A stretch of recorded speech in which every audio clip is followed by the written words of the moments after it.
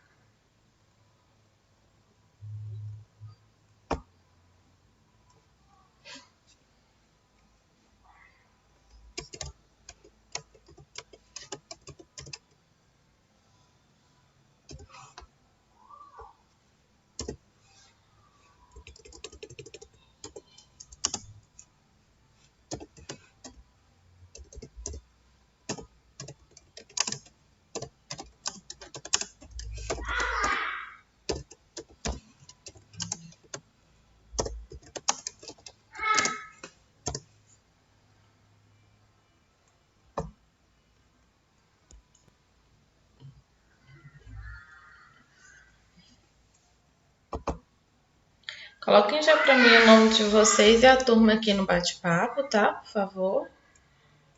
Pra mim, pra registrar a presença de vocês.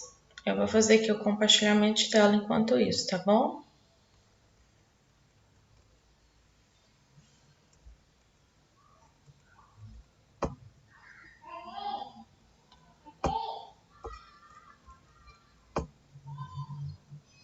Então, vamos lá. Ontem nós tivemos aula, nós estávamos falando sobre o tipo de funções que nós temos, né? Então, a gente falou da função... A gente parou aqui, ó. Peraí, deixa o slide trocar. Função sobrejetora. Função sobrejetora é aquela função que a gente diz que o conjunto B é a imagem da função, né? Então, a gente chama de função sobrejetora, tá? Função ejetora é aquele que todos os elementos do conjunto A, eles têm um elemento correspondente do conjunto B. Aí a função ela é injetora. Quando todos os elementos do meu conjunto B participam da minha função, eu falo que ela é uma função sobrejetora, porque o conjunto B é a imagem da função, certo? Agora, nós vamos falar da função sobrejetora. O que quer dizer isso? Bijetora. O que quer dizer isso, professora? A função bijetora é aquele tipo de função que vai acontecer os dois casos. Vai acontecer o caso de que nós temos a função ela é injetora, porque todos os elementos do conjunto A participam da função, e ela é também sobrejetora, porque todos os elementos do conjunto B é a imagem da nossa função. Então, a definição é essa daqui. Seja f uma função de A em B, dizemos que f é uma função bijetora se for injetora e sobrejetora ao mesmo tempo. Professor, o que quer dizer isso? Quando eu tenho o meu conjunto A e todos os elementos do meu conjunto A estão participando da minha função, quer dizer o quê? Todos os elementos do conjunto A têm um número correspondente do conjunto B, eu falo que a função é injetora. E sobrejetora é quando todos os elementos do meu conjunto B participam da minha função, tá? Porque o conjunto B, ele é a imagem da função. Então, vamos lá. Exemplo. Dados os conjuntos A igual 0, 2 e 4 e B igual menos 1, 3 e 7, determinar a função de A em B definida pela lei y é igual a 2x menos 1. O que nós vamos fazer aqui? todos os nossos elementos de x, nós vamos pegar um por um, substituir na nossa equação de y igual a 2x menos 1 e vamos chegar a um resultado específico. Esse resultado, que é o valor de y, está contido no conjunto B. Então, nós vamos verificar isso, tá? Então, vamos lá. Y igual a 0, porque o primeiro elemento do conjunto A é 0, então nós vamos ter 2 vezes 0 menos 1. Então, nós vamos ter y igual a 0 menos 1. Y igual a menos 1. Quer dizer que quando o meu x for 0, y é igual a menos 1. Tem um número correspondente no conjunto B. Quando x for 2, então eu vou ter y igual a 2 vezes 2 menos 1. 2 vezes 2, 4. Menos 1, 3. Então, quando x for 2, o número correspondente a ele é o 3, tá bom? É o conjunto, o número 3 do conjunto B. Quando x for igual a 4, então eu vou pôr na minha fórmula 2 vezes 4 menos 1. 2 vezes 4, 8, menos 1, y é igual a 7. Então, o meu elemento 4 do conjunto A tem um número correspondente no conjunto B, que é igual a 7. Então, para cada elemento B, então cada elemento de B é imagem de pelo menos um elemento de A. E cada elemento de A possui uma imagem distinta em B.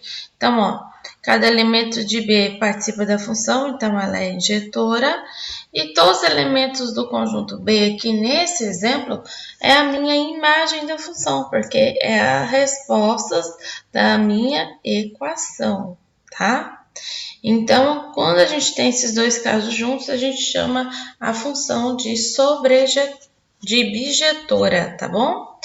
Dúvidas? Perguntas?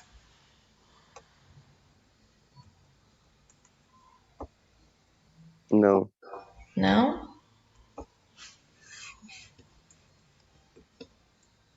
Vou continuar então, tá?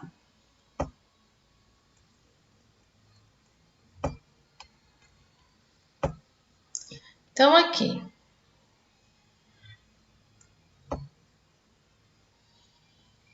Domínio de uma função real, tá? Determinar o domínio de uma função em reais é determinar o subconjunto de reais formados por todos os valores de x possíveis, para que essas expressões resultem em um número real, tá? Então, nós temos f de x de 3 mais x dividido por 2x menos 5, tá bom? Então, eu vou observar aqui o meu numerador, ó. Tanto numerador como denominador é diferente de zero. Então, eu vou ter 2x menos 5 é igual a zero. E aí, eu vou fazer o seguinte. Coloquei, é igual não, é diferente de zero, tá? E agora eu vou isolar o x e descobrir quanto que eu vou achar. Então, eu vou ter aí, ó, 2x menos 5 diferente de zero, 2x é igual a 5. Então, x é igual x diferente de 5 sobre 2. É o primeiro resultado que nós temos aqui de exemplo. A função, aí a gente lê que o domínio da função é x que pertence aos reais, em que x é igual a 5 dividido por 2. No exemplo B, nós temos uma função de raiz quadrada de 2x menos 6 dividido por 5. 2x menos 6 dividido por 5, por ser raiz quadrada, é maior que zero, ou igual a zero. Então, nós vamos ter como resultado 2x maior ou igual a 6, tá? E aí, x é maior ou igual a 3. E a gente lê assim, domínio da função é x pertence aos reais e x é maior ou igual a 3, tá? Dúvidas? Então, vamos a mais um exemplo. Aqui é a mesma coisa, eu tenho 1 dividido por raiz quadrada de x mais 2. O que eu vou fazer? por ter raiz quadrada, então é maior que zero. Então, eu vou ter x mais 2 maior que zero. X maior que zero menos 2. X maior que menos 2. Então, o domínio da função é x pertence aos reais, em que x é maior que menos 2, tá? Nesse caso aqui, não há restrição, qualquer número real aí é possível distinguir. Então, a gente vai falar que nesse exemplo da letra D, o domínio da função é os próprios números reais, tá bom?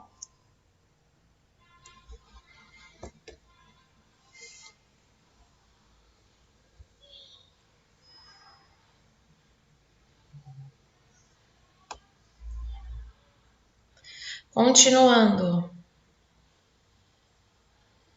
Então, agora vamos falar de uma função inversa. A função inversa é aquela que a gente inverte a ordem dos números. Seja então a função de A em B epigetora, chama-se função inversa de f a função presta atenção, de B em A, tá?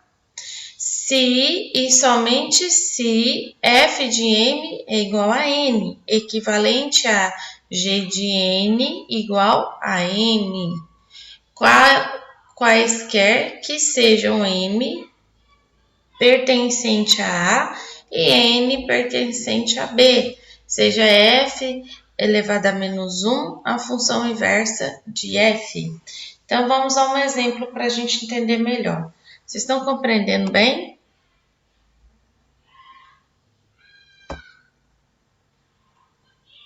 Sim, não?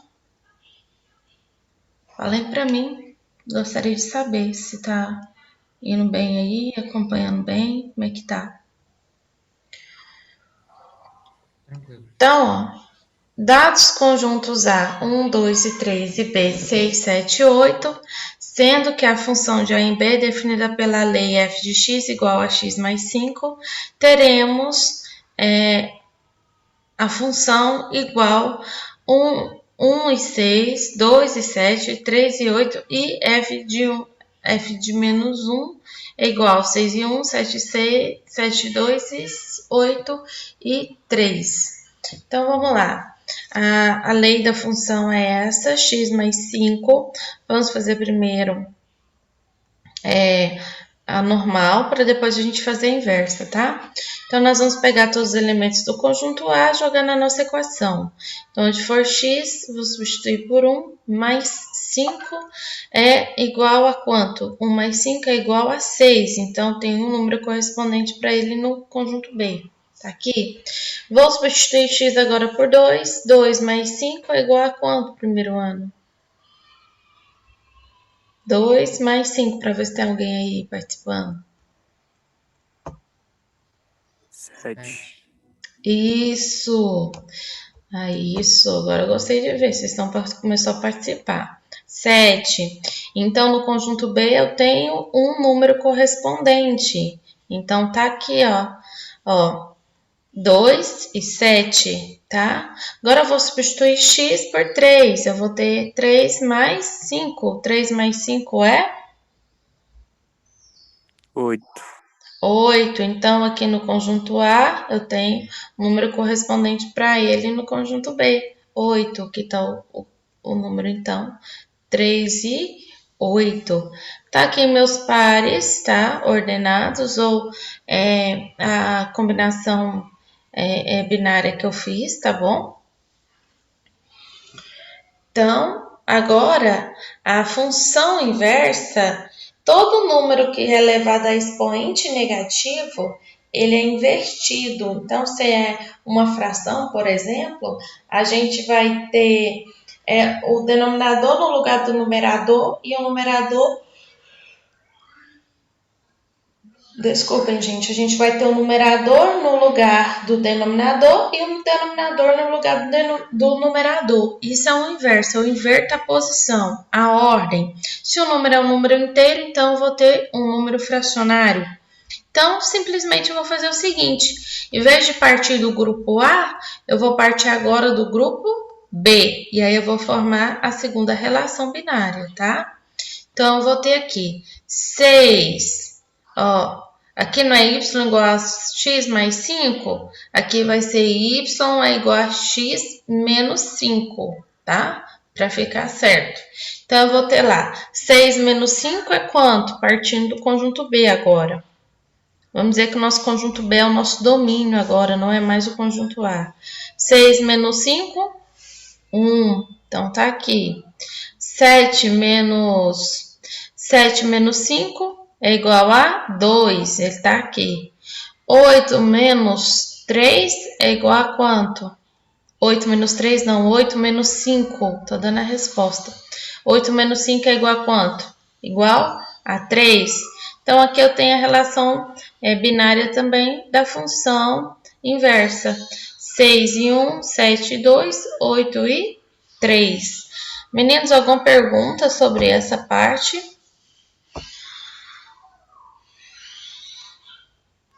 Não. Não? Então, gente, a função inversa é isso. Vou pegar uma função que é na lei correspondência, né? E aí a gente vai inverter, a gente vai trocar x por y e y por x, vice-versa. Depende do exercício, tá bom? Que o exercício vai mandar.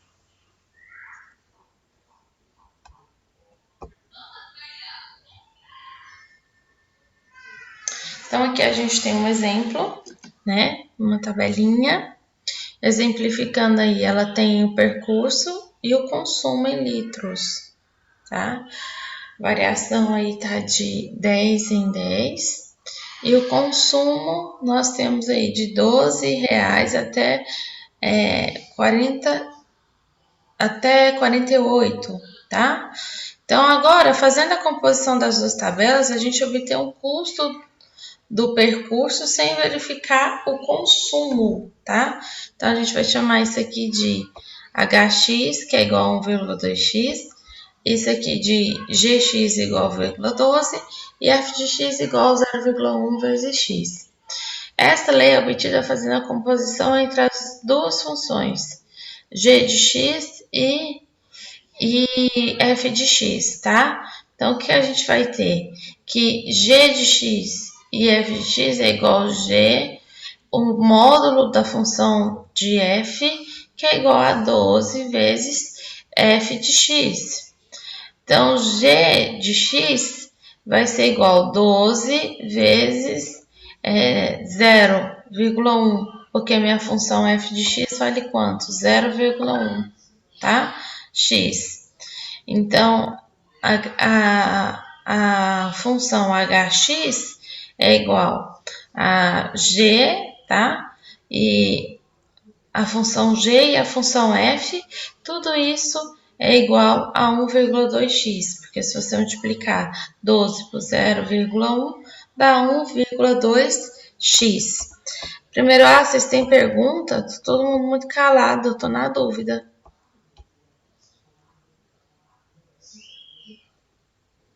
Dúvidas? Passei até de Não. Não? Tá tranquilo mesmo? Mas tá para todo mundo? Ninguém tá falando nada nos seus colegas que estão participando. Quando eu falo que a função composta, que eu estou mostrando todo o percurso em diagramas, eu vou observar que o contradomínio da função é igual o diagrama da função. Então, H é o G e a função composta do G com o F, tá? Com o F. Então, seria isso daqui, ó. Tá vendo? Um liga no outro, tá? Seria mais ou menos isso. Meninos, vocês têm alguma dúvida, alguma pergunta? Sim, não?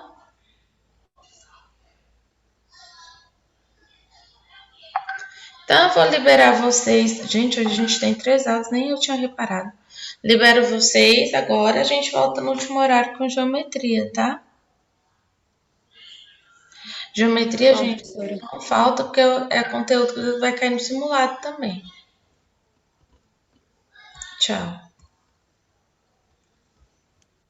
Tchau. Tchau, tchau. Até agora.